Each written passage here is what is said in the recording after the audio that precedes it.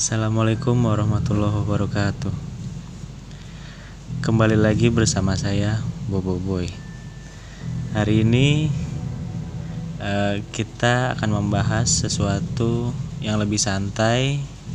Tentunya saya nggak perlu baca cerita seperti hari-hari biasanya, tapi hari ini lebih menarik juga karena hari ini saya akan membahas mengenai cerita yang tidak tertulis, cerita yang belum pernah diungkap sebelumnya, cerita yang kalau dicari di Google pun susah banget, jarang banget cerita itu dan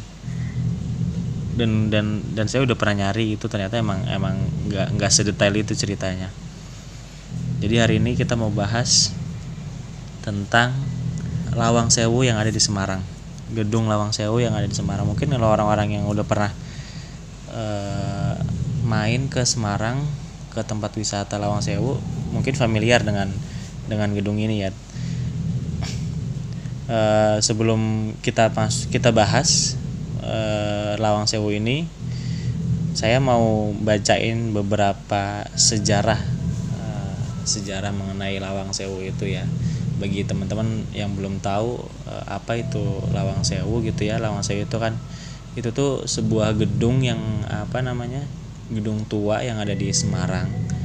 Jadi gedung ini pada zaman Belanda ini dipakai sebagai stasiun kereta di zaman Belanda.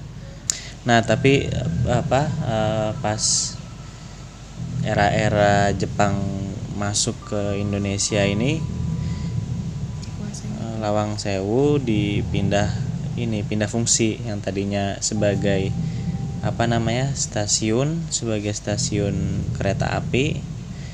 Pada waktu Jepang masuk, stasiun itu udah nggak difungsiin lagi, kemudian diganti untuk menjadi basis pertahanan dan peristirahatan bagi tentara Nippon atau tentara Jepang gitu ya. Jadi isunya juga bukan cuma basis pertahanan dan peristirahatan, tapi juga ada tempat penjara segala macam ya waktu zaman Jepang itu gitu. Nah, ini kan beberapa cerita yang yang udah beredar di internet itu seperti ini gitu kan. Ada juga cerita mistis nih yang tersebar di internet, di masyarakat sekitar. Urban legend dari masyarakat sekitar itu bahwa di Lawang Sewu ini ada biasanya ada penampakan noni Belanda gitu kan. Nah, semua noni ini terdiri dari 10 noni perawan dan 10 noni yang sudah menikah. Nah, setelah puas menyalurkan hasratnya, para tentara Jepang memenggal kepala 20 noni tersebut.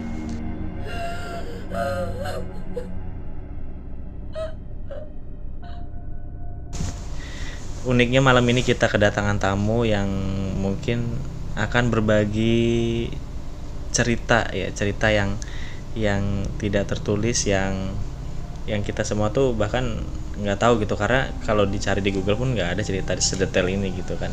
Kenapa unik bisa detail seperti ini? Karena anehnya ini, percaya nggak percaya, cerita ini didapetin dari salah satu korban, dari sumbernya langsung, yaitu salah satu korban dari noni yang tadi saya ceritain itu menjadi korban pemerkosaan dari tentara Jepang. Mungkin langsung aja ya kita sambut teman kita. Silahkan untuk menyapa teman-teman. Hai guys, nah di sini aku mau cerita nih. Jadi aku tuh bisa lihat terus tahu hal-hal mistis gitu, bisa disebut kayak indigo gitu ya. Nah, itu emang ada 20 noni Belanda yang diperkosa sama Jepang. Di balik itu juga ada kisah nih, noni Belanda itu tuh dipaksa gitu harus nikah sama anaknya yang bangun Lawang Sewu itu. Nah kasihannya itu, jadi dia itu selalu dipaksa dideksek gitu, misalnya kalau nggak mau nih sama aku nanti keluargamu gini-gini, diancam gitu. Jadi kan ceweknya itu, noni-noninya itu harus mau kan, sedangkan dia itu suka sama warga pribumi, jadi ya mau nggak mau terpaksa kan harus nikah. Nah waktu mau pernikahan itu kan, pernikahannya nonis ya, udah ada upacara gini. Nah dia izin ke kamar mandi, tapi padahal dia nggak ke kamar mandi nih, kabur. Saking frustasinya, aku harus mencintai orang yang nggak aku cinta. Nah kepaksa banget kan, bimbang gitu aku harus gimana. Dia mutusin bunuh diri dengan pakai gaun kebaya, nggak gaun kebaya sih, gaun pengantin gitu yang udah modis banget waktu zaman itu, bagus banget gaunnya. Dia lompat dari atap tertinggi Lawang Sewu masih pakai gaun kayak gitu, bayangin. Jadi jasadnya itu udah parah banget, nggak berbentuk. Sebenarnya cantik sih, orangnya baik, tapi ya gitu nasibnya. Nah aku bisa ngobrol sama dia karena dia tahu, maksudnya nggak semua orang yang bisa lihat kayak gitu dia ceritain gitu loh.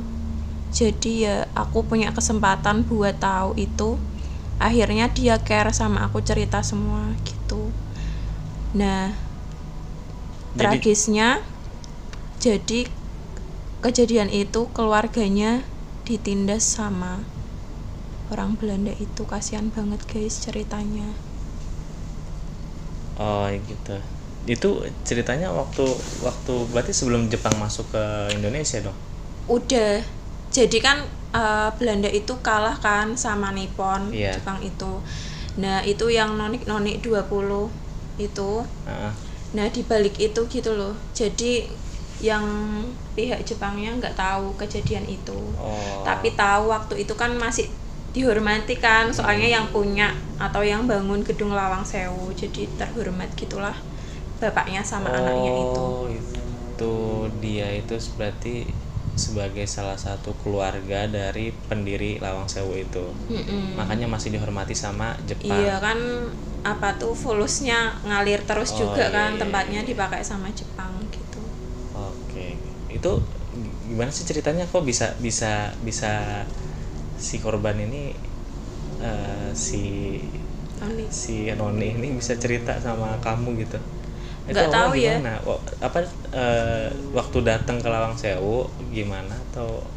Jadi kan aku ke Lawang Sewunya hari Minggu. Iya. Nah itu 1 minggu sebelum itu tuh kayak dapat gimana ya, kayak ada yang manggil lah dari Lawang Sewu itu, aku harus ke sana gitu.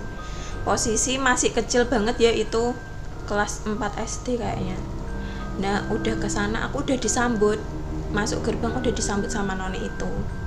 Jadi dia biarin aku gitu loh, lihat-lihat, ya tahu banyak lah di sana. Kasihan ya, ada yang bekas kepalanya dipenggal, ada yang kakinya putus terus diseret gitu-gitu, banyak banget, kasihan banget. Nah terus udah selesai lihat-lihat itu, noninya itu kayak ya komunikasi gitu sama aku, bilang ceritalah, intinya kayak gitu. Soalnya dia itu ngerasa tertekan, nggak tahu harus cerita sama siapa. Setelah dia meninggal pun keluarganya jadi makin susah gitu loh, gitu. Kasihan. Jadinya makanya dia mau cerita gitu ya, biar orang pun tahu gitu ya sebenarnya. Iya. Cerita sebenarnya yang terjadi itu seperti ini gitu, bahwa dari mulai cerita yang cerita cinta yang tidak direstui berarti ya kan. Iya. Nah itu kan kamu umur 4 tahun waktu itu, kelas 4 SD. Kelas 4 SD. Maksudnya udah ngerti kalau itu tuh bukan hal yang wajar gitu. Kamu ngeliat itu kan dia ngajak ngobrol kamu gitu, itu kan apa kamu udah ngerti itu tuh hantu atau semacam makhluk halus gitu. Jadi tuh bisa lihat kayak gitu dari lahir kan. Aneh gitu loh katanya mamah papa. Mesti kalau malam Jumat pintunya jangan ditutup, ada mbak kesini, nanti mbak nggak bisa masuk gitu-gitu. Nah di situ udah mulai aneh, terus bisa komunikasi sama kayak gitu. Jadi bahasanya mereka tuh nggak dingerti orang biasa gitu loh, abstrak gitu loh bahasanya, kayak gremeng apa gimana ya, jelasinnya susah ya kayak gitu. Pokoknya kalau yang bisa komunikasi paham lah. Kalau misalnya oh jadi ceritanya gini, kayak tahu gitu. Berarti nggak semua orang bisa dengar ceritanya dia ya. Jarang banget bisa tahu, soalnya dia kayak orangnya tuh tertutup gitu. Ya, ini juga baru tahu juga sih ada cerita di balik 20 noni yang menjadi korban pemerkosaan dari tentara Jepang. Ternyata ada satu noni yang sebenarnya yang biasanya sering ini nggak sih muncul di, biasanya kan orang-orang tuh kalau di Lawang Sewu kan suka dapat foto kayak gitu kan. Jadi tuh banyak kan di Lawang Sewu, maksudnya kayak arwah-arwahnya mereka kayak dipenggal, ada warga pribumi juga. Jadi kalau di Lawang Sewu tuh mereka tuh udah kayak biasa gitu, karena kan udah berinteraksi lama ya sama manusia, jadi mereka udah nggak ngerasa terganggu, nggak yang caper gitu-gitulah pokoknya. Jadi ya gimana ya jelasinnya, gitulah. Itu tuh berarti yang biasa ada penampakan putih tuh ya. Penampakan putih itu yang muncul si noni itu. Ya macem-macem sih di sana kan, ada yang mereka caper nih, aku ngodain inilah gitu. Waktu kesana juga tahu kan yang jendelanya besar itu ada tangga banyak yang satu titik itu. Foto di situ tapi atasnya tuh ada ya kayak gitulah, cewek gitu loh. Tapi kebanyakan di situ noni sih. Kalau yang cerita ini jarang muncul karena dia orangnya tertutup sih, kayak nggak mau lah nanti banyak orang tahu gitu. Lah mau cerita ini pun izin dulu gitu loh sama dia, boleh apa enggak. Ternyata boleh, ya udah. Oh berarti ini udah izin cerita di sini. Berani cerita karena dia udah ngebolehin gitu. Udah ngebolehin. Oke, mungkin ya untuk klarifikasi juga ya, bisa jadi ya. Iya mungkin dia mau klarifikasi sih, kan yang di internet nggak sesuai, mungkin gitu juga sih. Kayak kok aku nggak dianggap gitu. Iya. Mungkin. Kebanyakan yang di internet yang itu yang noni yang cuma penampakan noni aja yang nyeritain yang dia. Tapi nggak diceritain sejarahnya seperti apa gitu kan. Sebenarnya orang ini baik berarti ya. Iya baik. Orang baik. Ya emang tempatnya dia di situ gitu, netep di situ gitu loh. Tapi jarang nampakin, kayak cuma orang-orang tertentu aja sih yang bisa lihat. Nggak semuanya indigo bisa lihat. Kalau dia mau ya dia ngeliatin, kalau nggak mau ya enggak gitu. Intinya cerita Lawang Sewu tuh nggak cuma itu aja gitu ya, tentang yang tadi itu. Ternyata ada cerita lain di balik itu, dan dia pun masih stay di sana gitu ya. Mungkin bisa jadi karena dia adalah salah satu keluarga dari yang punya Lawang Sewu ini. Mungkin kebiasaannya zaman dulu tuh menyambut tamu-tamu yang datang ke gedung itu, mungkin di situ ya kan. Apalagi kan noni-noninya itu waktu zaman itu tuh paling cantik gitu. Jadi kayak cowok-cowok tuh pada tertarik sama dia gitu. Mungkin dari semasa hidupnya dia mulai terbiasa menyambut tamu gitu. Biasanya kan kalau gitu. Jadi ya teman-teman, sebenarnya maksud dari cerita ini pun nggak ada maksud apa-apa ya, cuma yang penting kita ambil hikmahnya aja dari cerita ini ya. Dan si yang mau diceritain pun sudah mengizinkan untuk kita ceritakan gitu ya, supaya kita tuh semua tahu bahwa cerita di Lawang Sewu itu nggak cuma yang ada noni Belanda kena korban pemerkosaan dan lain-lain, tapi ada juga cerita yang nggak diceritain gitu, yang nggak banyak orang tahu gitu, bahwa Iya, lebih tragisnya yang cowok pribuminya yang dicintai sama Noni itu, waktu tahu kan Noninya itu bunuh diri, langsung dipenggal juga. oh, Kayak mereka tuh sehidup semati gak sih kalau kayak gitu, iya. tapi yang satu bunuh diri, satunya dibunuh. Kasihan banget. Iya, merinding guys. Tapi gimana, yang ketemu nggak setelah? Tapi maksudnya nggak tahu sih yang Nggak tahu ya. cowoknya yang mana. Soalnya kan di sana banyak banget yang pribumi yang gini-gini gitu. Apa mungkin dianya di bawah tanah apa gimana kan? Soalnya aku nggak ke bawah tanah sih.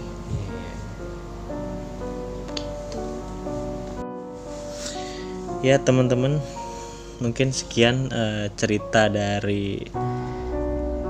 yang tidak tertulis di Lawang Sewu pada malam hari ini. Terima kasih ya udah datang, udah menjadi narasumber, seseorang yang tidak mau disebutkan namanya. Semoga kita bisa ngambil hikmah, bisa ngambil pelajaran dari cerita ini.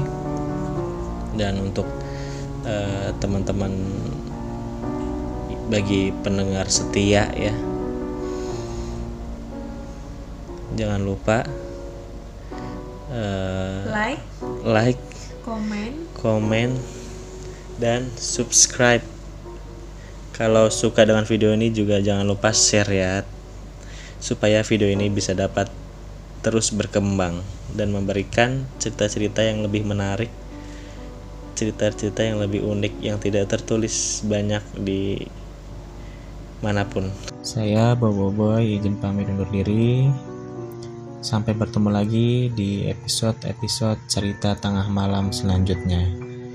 Wassalamualaikum warahmatullahi wabarakatuh.